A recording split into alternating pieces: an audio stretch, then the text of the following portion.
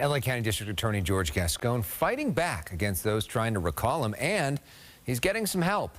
Phil Schuman live in downtown LA with a look at Gascón's strategy and the emerging political coalitions here. Phil. That's right. Gascón took office here at the Hall of Justice, and less than 6 months later, the recall campaign began, particularly motivated by victims of crime who don't feel that he cares enough about their rights.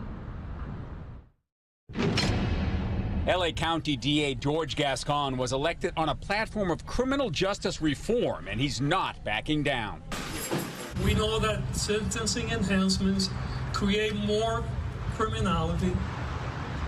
We know that when we prosecute a juvenile as an adult, we ensure a lifelong commitment to despair, to houselessness, and to crime. Gascón spoke to a newly formed coalition of supporters from labor, political, and the religious communities, uniting under the slogan, "Stand with Gascón." It also includes victims of crime. This woman's sister was murdered. She began visiting with inmates to try to heal. We are failing people who are in prison. We're failing people who go to prison. It's clear to me that prisons don't heal victims, and they don't rehabilitate offenders. Thank you, everybody, for being here.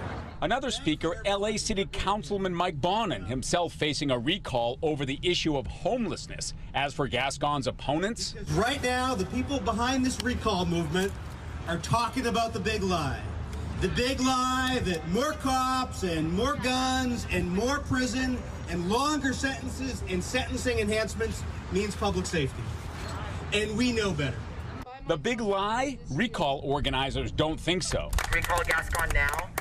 Desiree Andrade's son was murdered. Gascón eliminated special circumstances for the killers, which means parole's a possibility. When Gascón states that victims want this radical pro-criminal agenda, he's absolutely wrong. The DA has said individual cases may be reviewed, but his basic reviews and reform will not change, saying they're based on research. For the first time in generations, communities are turning away from the quote-unquote tough on crime ideas because they're finally coming to realize that the last 4 decades have not made us any safer.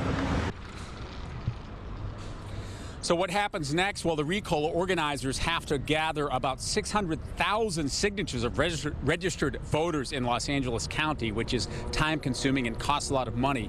If that is successful, Ella and Christine, theoretically, a recall election could be held sometime in 2022. But as you just saw, Gascón's building a large coalition to fight that. Reporting live downtown, I'm Phil Schuman, Fox 11 News.